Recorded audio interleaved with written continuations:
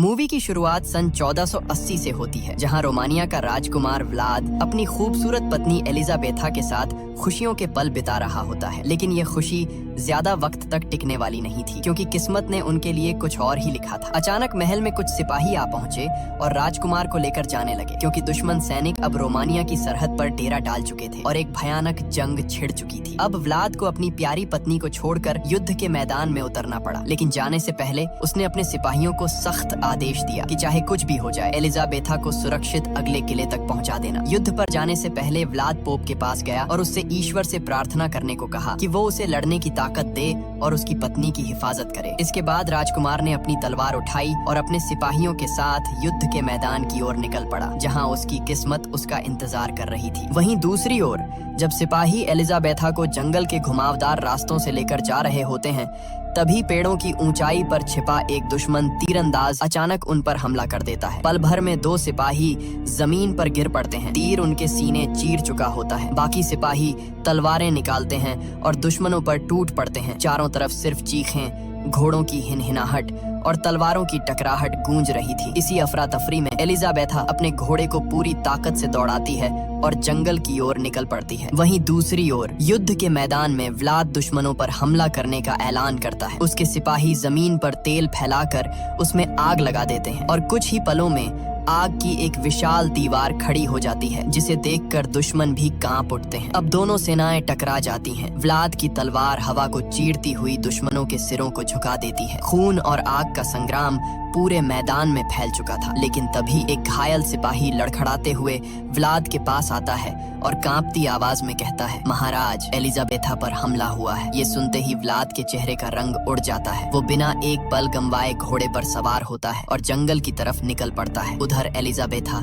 उस भयानक जंगल में पहुंच चुकी थी, जहां बर्फ के नीचे सैकड़ों फंदे दबे थे, भालुओं को पकड़ने वाले खतरनाक ट्रैप। दुश्मन सिपाही उसका पीछा करते हुए वहीं पहुंचते हैं और एक एक करके उनके घोड़ों के पैर फंदों में फंस जाते हैं। तीरों की बौछार के बीच सिपाही गिर पड़ते हैं, लेकिन तभी किस्मत ने एलिजाबेथा से भी साथ छोड़ दिया। उसका घोड़ा भी एक फंदे में उलझकर जमीन पर गिर पड़ा। अब दुश्मन सिपाही तलवारें उठाकर बर्फ में रास्ता बनाते हुए धीरे धीरे एलिजाबेथा की ओर बढ़ने लगते हैं। चारों तरफ ठंडी हवा और खून की गंध फैली थी। एलिजाबेथा घबराकर पीछे हटती है, लेकिन जैसे ही एक कदम बढ़ाती है, उसका पैर भालू के फंदे में फंस जाता है। धातु की आवाज के साथ फंदा उसके पैर को जकड़ लेता है और उसकी चीख पूरे जंगल में गूंज उठती है। उसी वक्त व्लाद वहां पहुंचता है। उसकी आंखों में आग, चेहरे पर गुस्सा और दिल में डर। लेकिन किस्मत मानो उससे खेल खेल रही थी। उसका घोड़ा भी बर्फ के नीचे छिपे फंदे में फंसकर गिर जाता है। अब व्लाद तलवार निकालता है और पैदल ही उन दुश्मनों पर टूट पड़ता है। उसके हर वार के साथ बर्फ पर खून के छींटे पड़ते हैं। एक एक कर सिपाही उसकी तलवार के नीचे गिरते चले जाते हैं। आखिरी सिपाही बचता है। व्लाद अपनी तलवार पूरी ताकत से फेंकता है, जो हवा को चीरती हुई जाती है और दुश्मन के पार निकल जाती है। मगर अगले ही पल वो तलवार एलिजाबेथा को जा लगती है। समय जैसे थम जाता है। व्लाद के चेहरे की वीरता एक पल में टूट जाती है। वो दौड़कर अपनी पत्नी को गोद में उठा लेता है, लेकिन अब बहुत देर हो चुकी थी। एलिजाबेथा की आंखें हमेशा के लिए बंद हो चुकी थी। व्लाद की चीखें जंगल की बर्फ को भी पिघला देती हैं और गुस्से से कांपते हुए वो सीधे पोप के पास पहुंचता है। वो चिल्लाता है, मैंने तेरे इस भगवान के नाम पर हजारों लोगों का खून बहाया, हर जंग उसके लिए लड़ी, हर दुआ उसी से मांगी, फिर उसने मेरी पत्नी को क्यों नहीं बचाया? उसकी आवाज कांप रही थी। तूने कहा था वो महफूज रहेगी, लेकिन वो मर गई। अब मुझे मेरी पत्नी वापस चाहिए, चाहे इसकी कीमत मेरी रूह ही क्यों ना हो। दरअसल मारिया इटली में रहने वाली एक खूबसूरत लड़की थी, जिसकी सगाई इंग्लैंड की महारानी के भतीजे से हुई थी। लेकिन शादी के दिन कुछ ऐसा घटा जिसने सबको हैरान कर दिया। मारिया शुरू से ही चर्च में शादी नहीं करना चाहती थी, इसलिए उसके परिवार ने अपनी हवेली में ही शादी का इंतजाम किया। सब कुछ सामान्य चल रहा था, फूलों से सजी हवेली, मेहमानों की भीड़ और खुशियों का माहौल। लेकिन तभी प्रिंस ने बिना किसी को बताए एक बिशप को बुला लिया, ताकि शादी को ईश्वर का आशीर्वाद मिल सके। जैसे ही बिशप अंदर आता है और मारिया की ओर देखता है, तभी मारिया की आंखें अचानक लाल पड़ने लगती हैं। उसका शरीर कांपने लगता है और वो अजीब आवाजों में कुछ बड़बड़ाने लगती है। सब लोग डर के मारे पीछे हट जाते हैं। बिशप घबराकर उसके पास जाने की कोशिश करता है, लेकिन तभी मारिया के अंदर से एक भयानक गुर्राने की आवाज निकलती है और वो बिशप पर झपट पड़ती है। वो इतनी ताकतवर हो जाती है कि 4 आदमी मिलकर भी उसे रोक नहीं पाते। बिशप जमीन पर गिर जाता है और उसकी गर्दन पर गहरे निशान पड़ जाते हैं। इसी दौरान कमरे कमरे की सारी मोमबत्तियां अपने आप बुझ जाती हैं और माहौल में ठंडी हवा फैल जाती है। ऐसा लग रहा था जैसे किसी अंधेरे साए ने उस हवेली को अपनी गिरफ्त में ले लिया हो। अब डॉक्टर पादरी को बताता है कि उस दिन के बाद से मारिया अजीब बातें करने लगी। कभी वो किसी और आवाज में बोलती, कभी दीवारों पर कुछ लिखने लगती और जब भी कोई प्रार्थना करता वो चीखने लगती थी। इसलिए मजबूर होकर उसे इस तहखाने में कैद कर दिया गया क्योंकि अब वो एक इंसान नहीं रही थी। इसके बाद डॉक्टर पादरी को बताता है कि मारिया का जन्म साल 1739 में हुआ था, मतलब उसकी उम्र 130 साल से भी ज्यादा है। ये सुनते ही सबके चेहरों का रंग उड़ जाता है। अब शक यकीन में बदल चुका था। क्या मारिया कोई इंसान नहीं बल्कि खुद शैतान है? तभी अचानक मारिया की आंखें खुल जाती हैं। कमरे में सन्नाटा छा जाता है और पादरी धीरे धीरे उसकी तरफ बढ़ता है। वह देखता है मारिया के दांत नुकीले हैं, बिल्कुल किसी जानवर की तरह। यह देखकर पादरी दहशत में कहता है, यह तो वैम्पायर है। पादरी जानता था कि वैम्पायर सूरज की रोशनी बर्दाश्त नहीं कर सकते। वह तुरंत खिड़की खोल देता है। धूप की पहली किरण जैसे ही मारिया के शरीर पर पड़ती है,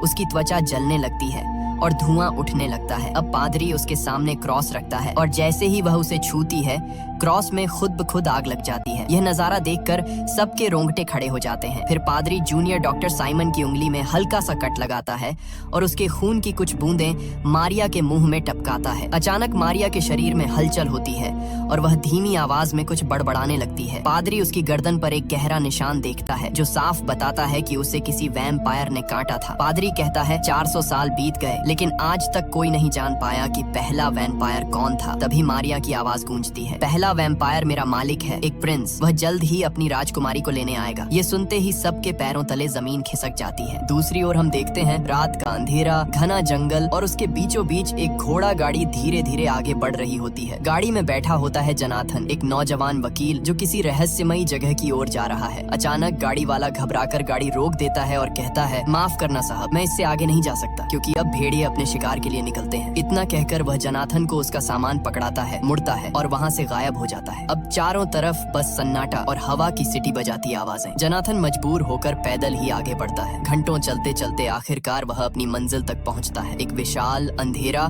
और डरावना किला जिसे देखकर किसी की भी रूह कांप जाए। जैसे ही वह अंदर कदम रखता है, पीछे का दरवाजा अपने आप बंद हो जाता है। फिर सामने वाला दरवाजा खुद खुलता है और फिर अपने आप जोर से बंद हो जाता है। जनाथन की सांसें तेज हो जाती हैं। वह इधर उधर देख ही रहा होता है कि अचानक बालकनी पर किसी शख्स की परछाई दिखाई देती है। बिजली कड़कती है और वो परछाई गायब। जनाथन जैसे ही पलटता है, उसके पीछे खड़ा होता है एक बूढ़ा आदमी, सफेद बाल, लाल आंखें और चेहरा बिल्कुल निर्विकार। वो धीरे से मशाल बुझा देता है और तभी पूरे महल की बत्तियां अपने आप जल उठती हैं। अब वो मुस्कुराते हुए कहता है, मैं हूँ राजकुमार व्लाद, जिसे कुछ लोग ड्रैकुला के नाम से भी जानते हैं। इसके बाद दोनों डाइनिंग टेबल पर बैठते हैं। जनाथन भूख से बेहाल होकर खाना खाने लगता है लेकिन ड्रैकुला एक कौर तक नहीं खाता। वह बस अपनी ठंडी आंखों से जनाथन को देखता है और जैसे ही हाथ हिलाता है, सामने रखी प्लेट खुद ब खुद सरक कर जनाथन के पास आ जाती है। जनाथन चौंकता है पर सोचता है शायद कोई ट्रिक होगी, लेकिन उसे नहीं पता था कि ये कोई जादू नहीं बल्कि उसकी जिंदगी का सबसे डरावना पल शुरू हो चुका था। जब जनाथन अपने बैग से कागज निकाल रहा होता है, तभी ड्रैकुला की नजर कमरे के कोने में भागते एक छोटे से चूहे पर पड़ती है। वो धीरे से मुस्कुराता है और पल भर में कांटा उठाकर उसे दीवार से भेद देता है। फिर उस चूहे को ऐसे निचोड़ता है जैसे नींबू और उसका खून प्याले में गिरने लगता है। वो खून को चाटता है ऐसे जैसे किसी और के लिए वो जहर हो, लेकिन उसके लिए अमृत। जनाथन यह सब देखकर सन्न रह जाता है लेकिन अपने डर को छिपाते हुए कागज आगे बढ़ाता है और कहता है, सरकार चाहती है कि आपकी ये पुरानी हवेली खरीदकर उसे अस्पताल में बदला जाए। तभी उसका बैग जमीन पर गिरता है और उसमें रखा क्रॉस बाहर लुढ़क आता है। ड्रैकुला की नजर उस क्रॉस पर टिक जाती है।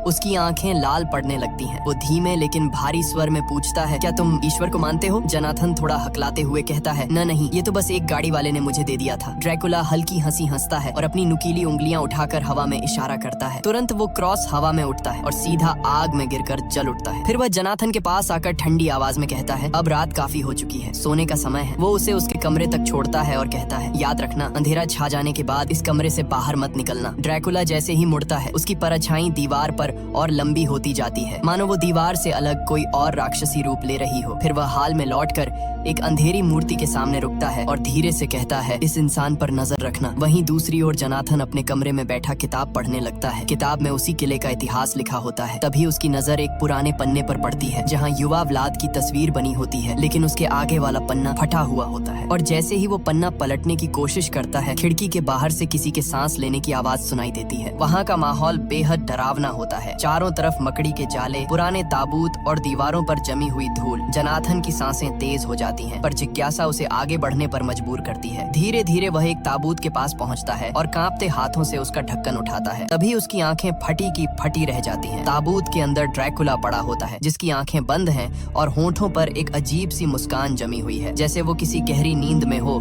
या फिर किसी शिकार का इंतजार कर रहा हो। जनाथन डर के मारे पीछे हटता है, लेकिन तभी ड्रैकुला की आंखें खुल जाती हैं और उसकी ठंडी आवाज गूंजती है, तुम्हें यहाँ नहीं आना चाहिए था। अचानक अंधेरे से कई गारगोयल्स निकलते हैं और जनाथन पर टूट पड़ते हैं। वो चीखने की कोशिश करता है, लेकिन उससे पहले ही उसे बेहोश कर दिया जाता है। ड्रैकुला धीमी और भारी आवाज में बोलना शुरू करता है। सदियों पहले जब मैं एक इंसान था, मेरा नाम व्लाद था। मैं ट्रांसिल्वेनिया का एक बहादुर योद्धा था और मेरी जिंदगी में सिर्फ एक ही मोहब्बत थी, एलिजाबेथा। वह आगे बताता है कि कैसे उसके राज्य पर दुश्मनों ने हमला किया था और व्लाद को युद्ध पर जाना पड़ा। जाते वक्त एलिजाबेथा ने कहा था, अगर तुम वापस नहीं लौटे तो मैं भी जिंदा नहीं रहूंगी। ड्रैकुला की आंखों में नमी झलकने लगती है। वह कहता है, मैंने युद्ध जीता था, लेकिन मेरी जीत की खबर किसी ने गलत तरह से पहुंचाई। लोगों ने महल में खबर फैला दी कि मैं मर गया हूँ, और यह सुनकर मेरी एलिजाबेथा ने खुद को महल की ऊंचाई से नीचे गिरा दिया। जनाथन की आंखें हैरानी से फैल जाती हैं। ड्रैकुला आगे कहता है, जब मैं लौटा तो वो मेरे सामने खून में लथपथ पड़ी थी। चर्च ने कहा कि जिसने खुद अपनी जान ली हो उसकी आत्मा को शांति नहीं मिल सकती, पर मैं भगवान के उस नियम को नहीं मान सका। मैंने अपने ही भगवान के खिलाफ बगावत कर दी और उसी पल मैंने अपनी इंसानियत खो दी। ड्रैकुला गुस्से से अपनी मुट्ठी भींचता है और कहता है, मैंने कसम खाई थी कि जब तक मैं अपनी एलिजाबेथा को वापस नहीं पा लेता तब तक मौत भी मेरा कुछ नहीं बिगाड़ सकती। जनाथन उसकी बातें सुनकर सहम जाता है, क्योंकि अब उसे समझ आ चुका था कि ड्रैकुला कोई आम राक्षस नहीं, बल्कि एक टूटी हुई मोहब्बत का बदला हुआ चेहरा है। ड्रैकुला जनाथन को बताता है कि उसने सदियों तक सिर्फ एलिजाबेथा के लौटने का इंतजार किया, क्योंकि उसे यकीन था कि पवित्र आत्माएं दोबारा जन्म लेती हैं। उसने उसे हर जगह तलाशा, पर ढूंढ पाना नामुमकिन था। ब्लैक प्लेग ने आधी औरतों को निगल लिया था और जो बची वे चर्च जैसे पवित्र स्थानों में चली गईं, जहां उसका कदम रखना मना था। वह तन्हा हो गया और एलिजाबेथा के प्यार में इतना पागल कि हताश होकर उसने महल की खिड़की से कूदकर अपनी जान देने की कोशिश की, मगर हर बार मौत उसे ठुकरा देती। तब उसने ठान लिया कि अगर वह उसे नहीं ढूंढ सकता तो एलिजाबेथा खुद उसके पास आएगी। 100 सालों तक उसने जादुई फूलों से एक ऐसा परफ्यूम तैयार किया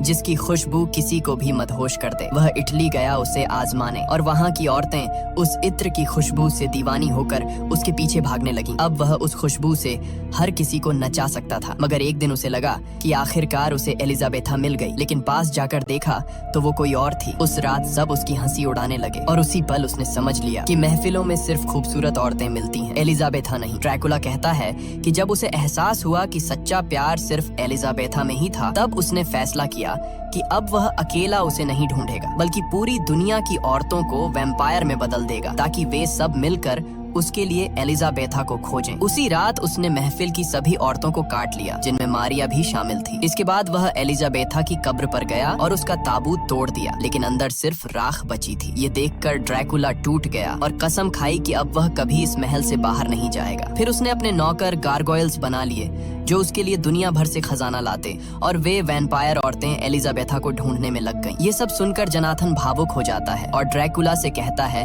कि वह उसकी हालत समझ सकता है, क्योंकि वह भी एक लड़की से सच्चा प्यार करता है, मीना से। जब ड्रैकुला मीना की तस्वीर देखता है तो उसके होश उड़ जाते हैं, क्योंकि वह हूबहू एलिजाबेथा जैसी दिखती है। इसके बाद ड्रैकुला जनाथन को मारे बिना छोड़ देता है और गारगोयल्स को आदेश देता है, जाओ मेरे लिए बहुत सारा खून लेकर आओ, ताकि जब मैं मीना से मिलूं तो जवान और खूबसूरत दिख सकूं। दूसरी ओर पेरिस में पादरी ड्यूमोंट को एक तस्वीर दिखाता है और कहता है कि हमें इस औरत को ढूंढना होगा, क्योंकि वही ड्रैकुला तक पहुंचने की कुंजी है। फिर पादरी एक किताब खोलकर बताता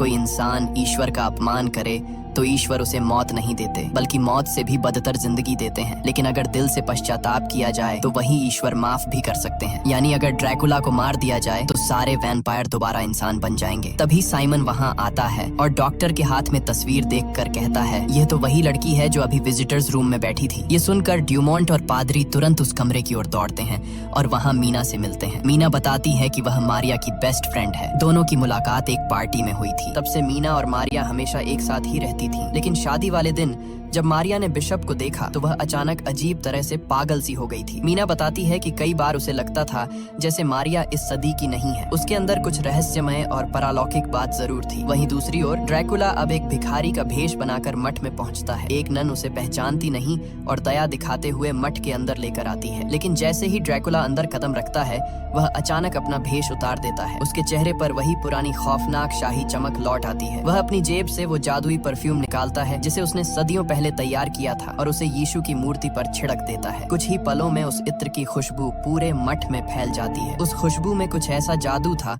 कि सभी नन एक एक करके मदहोश होकर ड्रैकुला की तरफ खींची चली जाती हैं, जैसे कोई अदृश्य ताकत उन्हें बुला रही हो। सबकी आंखों में नशा था और वे एक एक करके ड्रैकुला के पैरों में गिरने लगती हैं, जबकि ड्रैकुला एक खौफनाक मुस्कान के साथ उन पर नजर डालता है। ननें उसके करीब आने के लिए पागलों की तरह तड़प रही थीं। जैसे ही वे ड्रैकुला के चारों ओर घिरीं, वह एक शैतानी मुस्कान के साथ उन पर टूट पड़ा। उसकी आंखें लाल अंगारों की तरह जलने लगीं और अगले ही पल उसने उनकी गर्दनों में अपने नुकीले दांत गड़ा दिए। पूरे मठ में चीखों की गूंज भर जाती है, लेकिन कोई भी उसे रोक नहीं पाता। कुछ ही पलों में पूरा मठ खून के सन्नाटे में बदल जाता है। वहीं दूसरी ओर किले में जनाथन अकेला पड़ा हुआ था। ये मौका देखकर वह पूरी ताकत लगाकर अपनी जंजीरें तोड़ देता है। जंजीरें टूटते ही वह सावधानी से अपने पैरों को जमीन पर टिकाता है और महल से बाहर निकलने के लिए चुपचाप तहखाने की ओर बढ़ता है। लेकिन तभी ऊपरी खिड़की से एक गारगोयल उसे देख लेता है। वह तुरंत जोर से गुर्राता है और अपने साथियों को बुला लेता है। जैसे ही जनाथन खिड़की की तरफ बढ़ता है, गारगोयल एक कुल्हाड़ी से उस कपड़े को काट देता है, जिससे जनाथन दीवार पर लटक जाता है। अब जनाथन दीवार से झूलता हुआ नीचे गिरता है और लुढ़कते हुए बर्फ से ढकी झील पर जा गिरता है। गारगोयल्स ऊपर से कूदकर उसकी ओर बढ़ते हैं। उनके पंजे बर्फ पर रगड़ खा रहे थे, लेकिन तभी एक गारगोयल बर्फ टूटने से झील में समा जाता है। यह देखकर बाकी पीछे हट जाते हैं। जनाथन ठंडी सांसों के बीच धीरे धीरे झील की सतह पर रेंगता हुआ आगे बढ़ता है। ठंड उसकी हड्डियों में उतर रही थी, लेकिन उसके कदमों में हिम्मत अब भी बाकी थी। इसके बाद हमें ड्रैकुला को दिखाया जाता है, जो अब पहले से कहीं ज्यादा जवान और ताकतवर नजर आ रहा था। उसका चेहरा चमक रहा था, जैसे सदियों की थकान अचानक मिट गई हो। अब वह साइमन के क्लिनिक पहुंचता है और वहां आते ही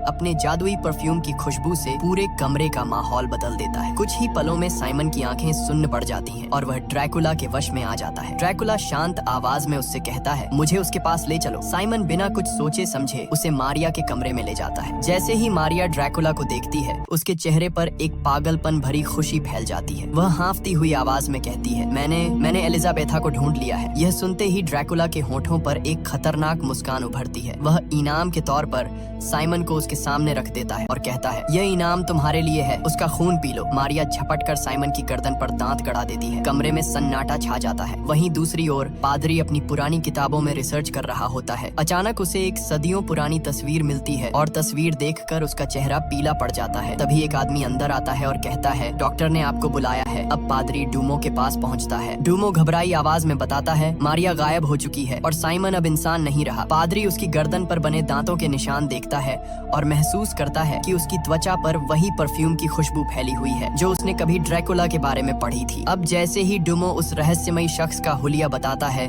पादरी की आंखें चौड़ी हो जाती हैं। वह कांपती आवाज में कहता है, हे भगवान, वो यहाँ है और अब मीना खतरे में है। इसके बाद हमें मीना को दिखाया जाता है, जो बहुत बेचैन और उलझन में दिखाई दे रही थी। तभी अचानक दरवाजे की घंटी बजती है। मीना दरवाजा खोलती है तो सामने मारिया खड़ी होती है, बिल्कुल स्वस्थ, जवान और पहले जैसी खूबसूरत। मीना हैरान होकर पूछती है, तुम तो बीमार थी ना? मारिया मुस्कुराते हुए जवाब देती है कि डॉक्टर ड्यूमोंट ने उसे अब घर जाने की इजाजत दे दी है। फिर वो मीना को बताती है कि उसका एक बहुत खास दोस्त है जो उससे मिलने के लिए बेसब्री से इंतजार कर रहा है। मारिया मीना से कहती है कि वो अच्छे कपड़े पहन ले, क्योंकि वो दोनों बाहर जा रही हैं। कुछ देर बाद दोनों एक शानदार होटल पहुंचती हैं, जहां ड्रैकुला पहले से ही उनका इंतजार कर रहा होता है। जैसे ही ड्रैकुला की नजर मीना पर पड़ती है, उसकी आंखें ठहर जाती हैं। ऐसा लगता है जैसे उसने अपनी खोई हुई मोहब्बत एलिजाबेथा को फिर से पा लिया हो। मारिया मुस्कुराकर मीना की मुलाकात ड्रैकुला से करवाती है। ड्रैकुला उसकी तारीफों में डूब जाता है। तुम्हारी आंखें जैसे सदियों पुरानी किसी याद का आईना हो। वो उसका हाथ थामकर चूम लेता है। मीना के जहन में अचानक अजीब अजीब विजन आने लगते हैं, जैसे उसने ड्रैकुला को पहले भी कहीं देखा हो, बहुत पहले। वो घबरा जाती है और तुरंत बाहर जाने का बहाना बना लेती है, लेकिन ड्रैकुला भी उसके पीछे मेले तक पहुंच जाता है। वहाँ मीना एक हॉन्टेड हाउस में जाती है, जहाँ अचानक एक नकली कंकाल गिरने से डर जाती है। ड्रैकुला तुरंत उसे बाहर खींच लाता है। बाहर निकलकर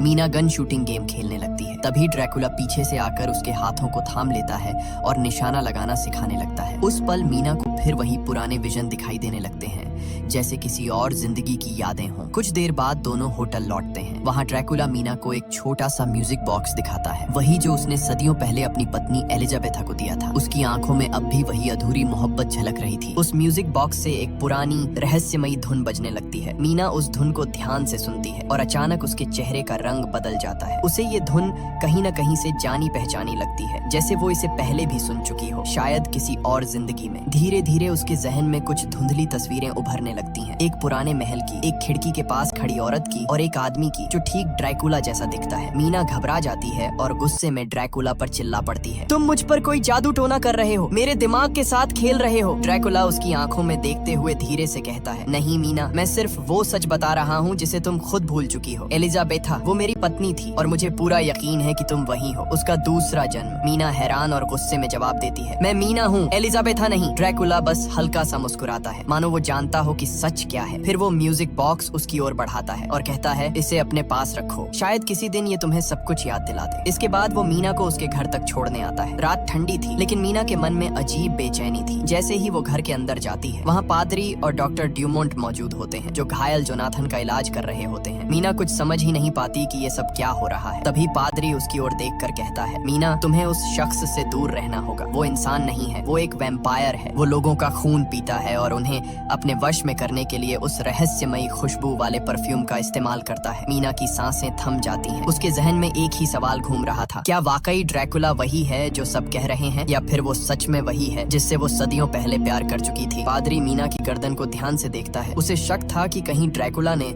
उस पर अपने दांतों के निशान तो नहीं छोड़े, लेकिन उसके गले पर कोई भी निशान नहीं था। इससे वो और भी उलझन में पड़ जाता है। मीना अब और कुछ नहीं सुनना चाहती थी। उसकी आंखों में डर और उलझन साफ झलक रही थी। वो तेजी से वहाँ से भागती है और अपने कमरे में जाकर दरवाजा बंद कर लेती है। अब वो फूट फूट कर रोने लगती है। उसे समझ नहीं आ रहा था कि आखिर उसके साथ हो क्या रहा है। उसका दिल ड्रैकुला की ओर खींचता जा रहा था, लेकिन दिमाग बार बार उसे उससे दूर रहने को कह रहा था। रोते रोते उसकी नजर उस छोटे से म्यूजिक बॉक्स पर पड़ती है जो ड्रैकुला ने उसे दिया था। वह धीरे से उसे खोलती है। जैसे ही बॉक्स खुलता है, वही पुरानी धुन बजने लगती है, वही जो उसने पहले सुनी थी। मीना की आंखें झपकती हैं और अचानक उसके सामने अतीत के कुछ दृश्य उभरने लगते हैं। वो एक महल में खड़ी है, सफेद गाउन पहने हुए, और ड्रैकुला उसके सामने झुककर उसका हाथ चूम रहा है। उस पल की गर्माहट, वो एहसास, सब कुछ उसे सच्चा लगने लगता है। धीरे धीरे वो इन विजनों में पूरी तरह खो जाती है, लेकिन जैसे ही उसकी आंखें खुलती हैं, वो डर से पीछे हट जाती है, क्योंकि ड्रैकुला ठीक उसके सामने खड़ा था। मीना की सांसें तेज हो जाती हैं। वो कांपती हुई आवाज में कहती है,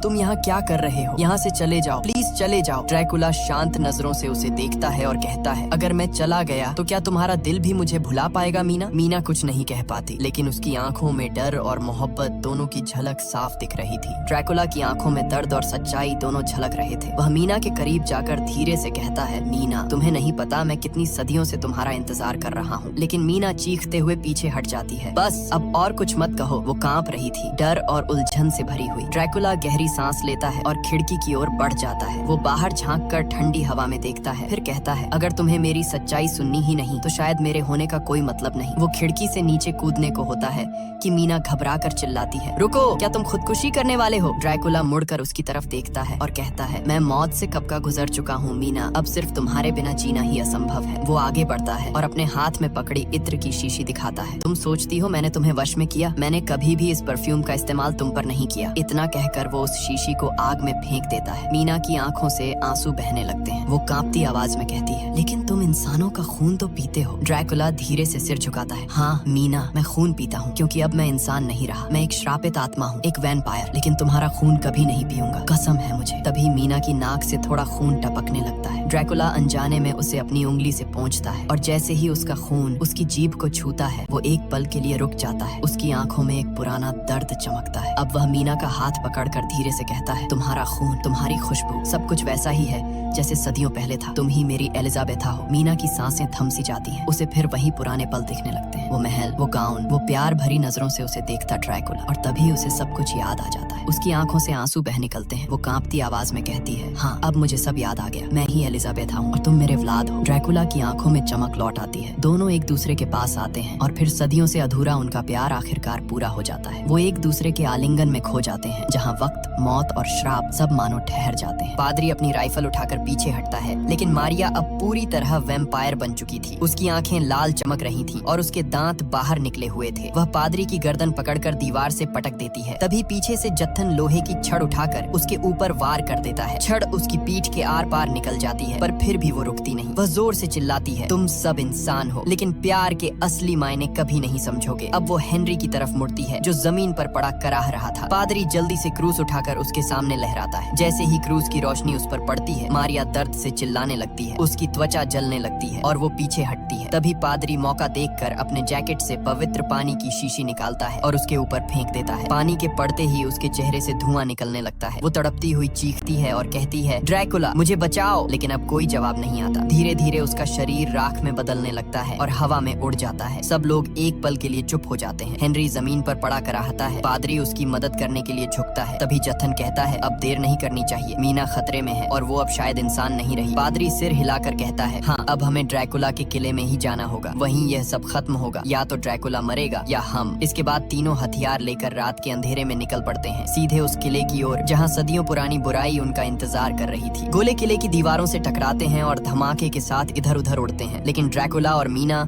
किले के अंदर सुरक्षित रहते हैं। ड्रैकुला अपने पालतू गारगोयल्स को हुक्म देता है कि बाहर आने वाले किसी भी इंसान को रोको। अब पादरी और उसकी टीम धीरे धीरे किले के अंदर प्रवेश करने की कोशिश करते हैं। उन्होंने देखा कि किले के दरवाजे अपने आप बंद हो जाते हैं और दीवारों पर खून के निशान चमकने लगते हैं। ड्रैकुला अब मीना के पास बैठकर कहता है, अब तुम मेरी दुनिया की हकदार हो, तुम्हें डरने की कोई जरूरत नहीं। मीना धीरे धीरे उसके हाथ पकड़ती है और कहती है, अब मैं तुम्हारे साथ हमेशा रहना चाहती हूँ, चाहे कुछ भी हो। इसी बीच पादरी टीम के साथ किले के मुख्य हाल में प्रवेश करता है। वह देखता है कि ड्रैकुला और मीना सुरक्षित हैं, लेकिन आसपास की दीवारों और फर्श पर अजीब परछाइयां हिल रही हैं। ड्रैकुला अपने गारगोयल्स के जरिए पादरी को चुनौती देता है, अगर तुम मेरे और मीना को छूने की कोशिश करोगे तो तुम्हारा अंजाम वही होगा जो तुम्हारे सामने मारिया का हुआ। पादरी थोड़ा डरता है, लेकिन फिर भी कदम बढ़ाता है। ड्रैकुला और गारगोयल्स अपने अपने स्थानों पर खड़े हो जाते हैं, तैयार संघर्ष के लिए। किले के अंदर की ये चुप्पी अब बड़े तूफान की शुरुआत है, जहाँ इंसान और वैम्पायर की आखिरी भिड़ंत होने वाली है, जिससे किले की छत टूटकर गिरने लगती है। तब ड्रैकुला मीना से कहता है कि उसे बाहर निकलकर सामना करना होगा और वह कमरे में ही रहे। इतना कहकर ड्रैकुला कमरे से बाहर निकल जाता है। वहीं गर्गल्स भी सिपाहियों पर टूट पड़ते हैं और कई सिपाहियों को मार गिराते हैं, लेकिन सिपाहियों की संख्या बहुत ज्यादा थी और धीरे धीरे वे पूरे किले में फैल गए। जनाथन अपनी टीम को तहखाने में लेकर जाता है। मीना जैसे ही सिपाहियों को अपनी ओर आते देखती है, वह कमरे का दरवाजा बंद कर देती है। जनाथन सिपाहियों को ताबूत दिखाता है